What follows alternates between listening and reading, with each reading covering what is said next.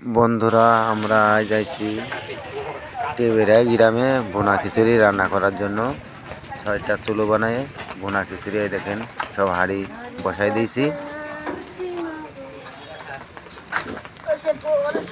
পানি যে ফুটে যাবে আর চাল দেওয়া হবে। আজ আপনাদেরকে দেখাবো ভুনা খিচুড়ি কীভাবে রান্না করি।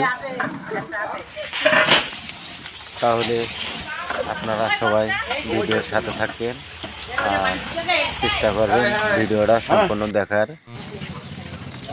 তাহলে আপনারা দেখতে থাকুন কীভাবে ভুনা খিচুড়ি রান্না করি।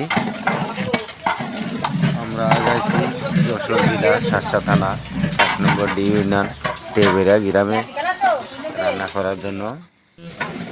এই দেখেন ভুনা খিচুড়ি প্রায় রান্না শেষের পথে। সুন্দরভাবে মশলাগুলো কষাই নিয়ে ভুনা খিচুড়ি দিয়ে এখন মাংস দিয়ে ভুনা খিচুড়ি লাভিয়ে দিচ্ছি। খিচুড়ি রান্না হয়ে গেল। দেখেন সুন্দরভাবে নাড়াচাড়া করে দিচ্ছি। অনেক সুন্দরভাবে আমার বিয়াই নেড়ে দিচ্ছে। কালারটা অনেক সুন্দর হয়েছে। 4 হাঁড়ি ভুনা খিচুড়ি একসঙ্গে রান্না হয়ে গেছে। এখন সুন্দরভাবে লাগানো হচ্ছে।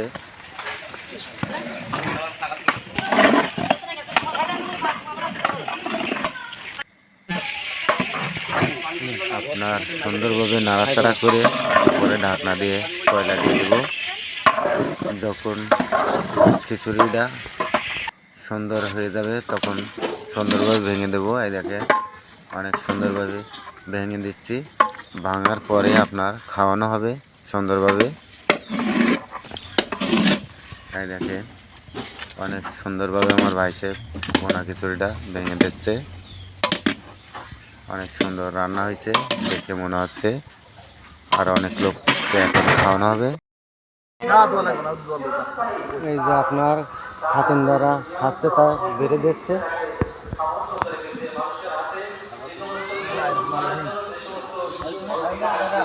খিচুড়ি খাচ্ছেন? কিরাম হয়েছে? সুন্দর, যাক আলহামদুলিল্লাহ, সুন্দর হলে।